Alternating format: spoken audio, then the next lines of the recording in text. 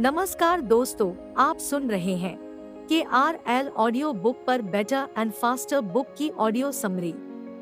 दोस्तों, क्या आप भी इस बात से परेशान हैं कि कॉलेज में आपको जो कुछ सिखाया गया था उसकी मार्केट में अब मांग नहीं रही? क्या आप भी इस बात से डर रहे हैं कि कहीं आप इस वक्त में पीछे ना रह जाएं? अगर हाँ, तो यह किताब नए आइडियाज को खोजने और उन्हें लागू करने में आपकी मदद कर सकती है। इस किताब की मदद से आप खुद को अपने घोंसले से बाहर निकालकर नई आदतों के आसमान में उड़ना सीख सकते हैं। यह किताब हमें उन 6 तरीकों के बारे में बताती है जिनकी मदद से हम एक नए आइडिया को खोजकर उसे लागू कर सकते हैं। साथ ही यह किताब हमें बताती है कि किस तरह से आप अपनी इंडस्ट्री को पहचान कर उसके हिसाब से एक अलग और बेहतर प्रोडक्ट बना सकते हैं। किस तरह से आप एक नया आइडिया पैदा कर सकते हैं। बिजनेस में भविष्य का अनुमान लगा पाना क्यों जरूरी है। वो कौन से तरीके हैं जिन्हें अपनाकर एक कंपनी कामयाब बन सकती है। तो दोस्तों, आज हम इसी से जुड़ी ऑडियो समरी लाए हैं आप लोगों के बीच। तो चलिए शुरू करते हैं। एपिसोड 1, कामयाब होने के लिए प्रेजेंट में जीना बहुत जरूरी होता है। ज्यादातर लोगों को लगता है कि कामयाबी हासिल करने के लिए जिन खूबियों की जरूरत होती है उनमें वे सारी खूबियां हैं। हालांकि खुद पर भरोसा करना अच्छी बात है, लेकिन कभी कभी इस तरह से भरोसा करना हमारे लिए कुछ समस्याओं को पैदा कर देता है जो हमारे नाकाम होने की वजह बनती है। आइए कुछ तरह की समस्याओं को जानें। सबसे पहली समस्या होती है कॉम्प्लेकेंसी। इसका मतलब होता है अपनी पिछली कामयाबी को याद कर करके खुद को शाबाशी देते रहना। इसका एक अच्छा एग्जाम्पल है टैक्सी इंडस्ट्री। जब तक उबर नहीं आया था उस वक्त तक टैक्सी इंडस्ट्री बहुत ज्यादा चला करती थी। लोग खुद की टैक्सी लेकर सड़कों पर निकल लेते थे और शाम तक अच्छा पैसा कमाकर लौटते थे। लेकिन उबर के आ जाने के बाद लोगों ने ऑनलाइन टैक्सी बुक करना शुरू कर दिया और लोग ज्यादातर उसे इस्तेमाल करके अपना समय बचाने लगे। वे टैक्सी को नहीं खोजते, बल्कि अब टैक्सी खुद उन्हें खोजते हुए उनके घर पर आने लगी। लेकिन टैक्सी इंडस्ट्री अब भी पुराने तरीके पर काम कर रही थी, जिसकी कीमत उसे चुकानी पड़ी। दूसरी समस्या तब पैदा होती है जब आप आगे चलकर वही काम करने लगते हैं जिससे बीते वक्त में आपको कामयाबी मिली थी। समय के साथ काम करने के तरीके ना बदलना और उसी काम को बार बार करते रहना हमारे लिए नुकसान की वजह बनती है। एग्जाम्पल के लिए आप जेरॉक्स इनकॉर्पोरेशन को ले लीजिए। जेरॉक्स अपने समय की सबसे बड़ी जेरॉक्स मशीन बनाने वाली कंपनी थी, लेकिन समय के साथ जमाना डिजिटल होता जा रहा था और जेरॉक्स अभी इस बात को समझ नहीं पाया था। तीसरी समस्या है प्रोटेक्टिवनेस, जिसका मतलब होता है खुद को बदलने से रोकना और यह सोचना कि हालात हमेशा ऐसे ही रहेंगे। इसका एग्जाम्पल है कोडक कैमरा। जमाना बहुत तेजी से रील वाले कैमरे से भागते हुए डिजिटल कैमरे की तरफ आ रहा था, लेकिन कोडक नई टेक्नोलॉजी में इन्वेस्ट करने की बजाय अपने पुराने कैमरे को मार्केट में ले आ रहा था, जिसकी नतीजा यह हुआ कि 2012 में वो कंपनी बैंकरप्ट हो गई। एपिसोड 2, अपनी भूख को कभी मिटने मत दीजिए और जितना हो सके नया सीखने की कोशिश कीजिए। जैसा कि हमने देखा कि हम अक्सर अब के वक्त को देखना छोड़कर पुरानी चीजों को पकड़े रहते हैं, जिसकी हमें भारी कीमत चुकानी पड़ती है, लेकिन हम इन्हें बड़ी आसानी से भगा भी सकते हैं। आइए देखें कैसे। सबसे पहले तो आप अपने अंदर कभी न खत्म होने वाली भूख को पैदा कीजिए, ताकि आप हर वक्त बाहर निकलकर कुछ अलग अलग तरह के मौके को खोजते रहें, जिससे कि आपकी भूख मिट सके। इसका अच्छा एग्जाम्पल अमेज़न और नेटफ्लिक्स है। यह दोनों कंपनियां समय समय पर अलग अलग तरह की सुविधाएं अपने ग्राहकों के लिए लेकर आते हैं। अमेज़न सिर्फ सामान बेचने को छोड़कर अब म्यूजिक, मूवीज भी बेचता है। साथ ही उसने ऑडिबल के साथ किताबों को पढ़ने का एक और आरामदायक तरीका निकाल दिया। हर साल के बदलते माहौल में यह खुद को ढाल ले रहा है। इसके बाद आप हर बार बाहर निकलकर यह जानने की कोशिश कीजिए कि इस समय मार्केट में क्या नया चल रहा है।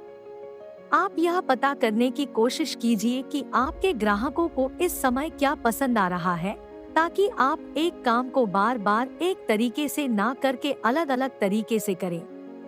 इस तरह से आप समय के साथ अपने काम करने के तरीके को भी आगे लेकर चल सकते हैं। इससे आपको अपने दिमाग के नए हिस्सों को इस्तेमाल करने का मौका मिल सकता है और आपको अपनी कुछ खास खूबियों के बारे में पता लग सकता है। इसके बाद आप अपनी पुरानी पर्सनैलिटी को बर्बाद करने के लिए हमेशा तैयार रहिए। इसका मतलब है किसी भी चीज के साथ चिपक कर मत बैठिए। खुद को समय के साथ बदलते रहिए। एपिसोड 3, मार्केट के ट्रेंड को पहचान कर मिलाना या बांटना सीखिए। यहाँ से हम उन 6 तरीके की बात करेंगे जिनका इस्तेमाल करके आप प्रतियोगिता को खत्म करके अपना एक अलग ब्रांड बना सकते हैं। इस सबक में हम पहले 2 के बारे में बात करेंगे, जिनका नाम है मिलाना और बांटना। मिलाने का मतलब है कि मार्केट में हो रही उथल पुथल का फायदा उठाकर या ग्राहकों की चल रही पसंद का फायदा उठाकर कुछ ऐसा बनाना जिससे कि आप उनके दिमाग पर छा सके और खुद को प्रतियोगिता से अलग कर सके। आप चाहे तो अलग अलग तरह के ट्रेंड का इस्तेमाल कर सकते हैं। एग्जाम्पल के लिए आप आईफोन के एक ऐप को ले लीजिए जिसका नाम है ज़ॉम्बीज़ रन। जैसा कि हम अपने आसपास देख सकते हैं कि हर कोई चाहता है कि वो अपनी सेहत पर ध्यान दे। सेहत का मार्केट बहुत बड़ा है, इसलिए आईफोन ने इसका फायदा उठाकर एक फिटनेस ऐप बनाया। साथ ही लोगों को ज़ॉम्बीज़ बहुत पसंद होते हैं, अब चाहे वो कोई गेम हो या मूवी। इन दोनों ट्रेंड को उसने जीपीएस से मिलाया और एक जॉगिंग ऐप बना दिया जो कि ग्राहकों को बहुत पसंद आ रहा है। इसके बाद आप बांटना सीखिए। इसका मतलब होता है कि आप कुछ ऐसा अलग कर दीजिए जिससे कि आप भीड़ से अलग हो जाएं। आप चाहे तो एक ऐसी सुविधा दे सकते हैं जिसकी नकल कर पाना लगभग नामुमकिन हो, या फिर एक ऐसी चीज अपने ग्राहकों को दे सकते हैं जिसे इस्तेमाल करते वक्त उन्हें लगे कि वे सबसे अलग लग रहे हैं। एग्जाम्पल के लिए आप गूगल को ले लीजिए, जिसका सर्च एल्गोरिथ्म इतना ज्यादा अच्छा है कि उसकी नकल कोई नहीं कर पाता। इसके लिए आपको सबसे पहले अपनी सबसे बड़ी कमजोरी को पहचान कर उसे अपनी सबसे बड़ी ताकत में बदलना होगा। आपको यह देखना होगा कि आप अपने ग्राहकों को ऐसा क्या दे सकते हैं जिससे या तो उनकी जिंदगी बहुत ज्यादा आसान हो जाए या फिर वे आपके प्रोडक्ट को इस्तेमाल करते वक्त यह महसूस करें कि वे सबसे अलग लग रहे हैं।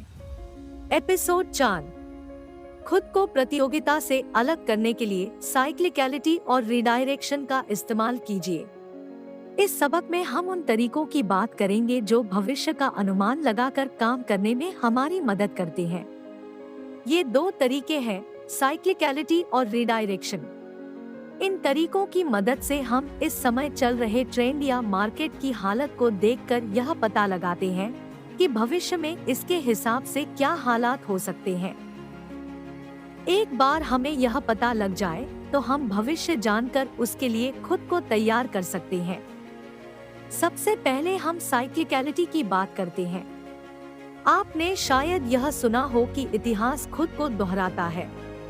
साइक्लिकलिटी शब्द का मतलब यह है कि यहाँ पर सब कुछ एक साइकिल में चलता है। एक घटना के घटने के बाद दूसरी घटना का पता लगाया जा सकता है अगर हमारे पास सही जानकारी हो तो। एग्जाम्पल के लिए 2008 में जब हर कोई रियल एस्टेट में अपना पैसा लगाने लगे थे तो कुछ एक्सपर्ट यह समझ गए थे कि इसका स्टॉक मार्केट इतना ज्यादा ऊपर उठ गया है कि यह कभी भी क्रैश कर सकता है। इस घटना को देखकर उन्होंने भविष्य का अंदाजा लगा लिया और खुद को उसमें इन्वेस्ट करने से बचा लिया। इस तरीके का इस्तेमाल फैशन की कंपनियां करती हैं। वे मार्केट को देखकर यह पता लगाने की कोशिश करती रहती हैं कि आने वाले वक्त में ग्राहकों को किस तरह का फैशन पसंद आएगा। फिर वे उसके हिसाब से अपने प्रोडक्ट को लॉन्च करती हैं। इसके बाद का तरीका है रीडायरेक्शन। इस शब्द का मतलब है दिशा को बदलकर ठीक करना। यहाँ पर इस शब्द का मतलब है कि वो चीजें जो इस समय ग्राहकों को पसंद नहीं आ रही हैं, उन्हें किसी और तरह से पेश करके उनके सामने लाना कि वे उसे पसंद करने लगे। इसमें हम कुछ इस तरह से काम करते हैं कि हम एक नेगेटिव चीज को अच्छा बनाकर लोगों के सामने लाएं। इसके लिए आपको मार्केटिंग की अच्छी जानकारी होनी चाहिए। आपको पता होना चाहिए कि लोग असल में क्या चाहते हैं और आप अपने प्रोडक्ट में किस तरह का सुधार करके उसे ग्राहकों की नजर में अच्छा बना सकते हैं। एपिसोड 5। अपने प्रोडक्ट्स को कम करके आप तेजी से आगे बढ़ सकते हैं। ज्यादा का मतलब हमेशा अच्छा नहीं होता। अगर आपके पास ज्यादा प्रोडक्ट्स होंगे तो आप अपना ध्यान किसी एक पर अच्छे से नहीं दे पाएंगे। इसलिए सबसे पहले अपने मार्केट को पहचानिए और उसके हिसाब से एक प्रोडक्ट को चुनिए। आप यह देखिए कि ग्राहकों को कौन सा प्रोडक्ट ज्यादा पसंद आ रहा है और क्यों। सबसे पहले एक छोटे मार्केट में अपने उस खास प्रोडक्ट को लोगों तक पहुंचाइए और देखिए कि क्या उन्हें वह पसंद आता है। फिर आप धीरे धीरे अपने मार्केट को बढ़ा सकते हैं। बहुत से प्रोडक्ट मार्केट में ऐसे हैं जो हर तरह के ग्राहकों को छोड़कर बस एक खास तरह के ग्राहकों पर ध्यान देते हैं। वे कुछ ग्राहकों पर खास ध्यान देकर बहुत फायदा कमाती है। एग्जाम्पल के लिए आप कुत्तों का खाना बेचने वाली कंपनियों के ले लीजिए।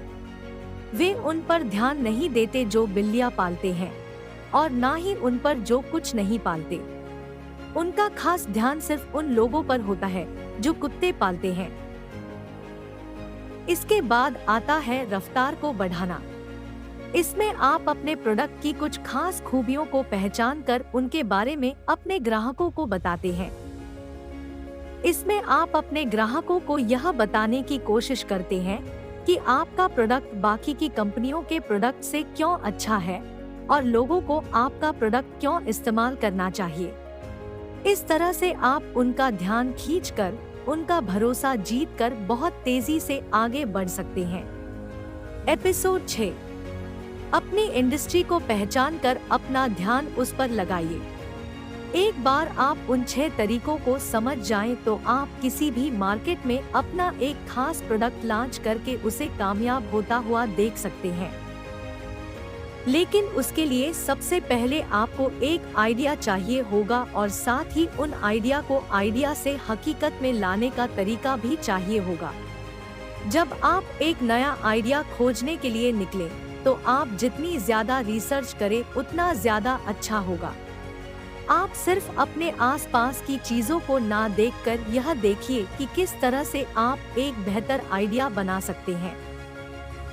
आप चाहे तो 2 या 2 से ज्यादा आइडियाज को मिला सकते हैं। आप चाहे किसी भी तरह का प्रोडक्ट बेचिए, आपको भविष्य का अनुमान लगाना आना चाहिए। आपको यह पता होना चाहिए कि आने वाले समय में लोगों को क्या पसंद आएगा और उससे भी पहले यह पता होना चाहिए कि क्या उन्हें आपका प्रोडक्ट हमेशा पसंद आएगा। खास तौर पर अगर आप फैशन इंडस्ट्री में काम कर रहे हैं तो आपको इसमें माहिर बनना होगा।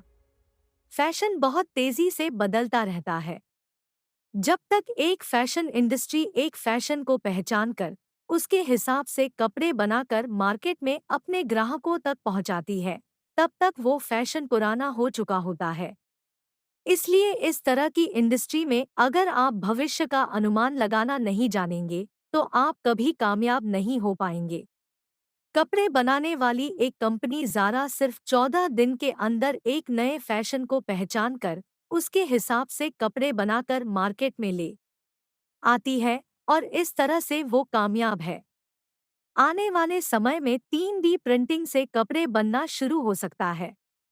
इसका मतलब यह है कि जो कंपनियां अभी से इस टेक्नोलॉजी को अपनाने की कोशिश करेंगी वे भविष्य में कामयाब होंगी।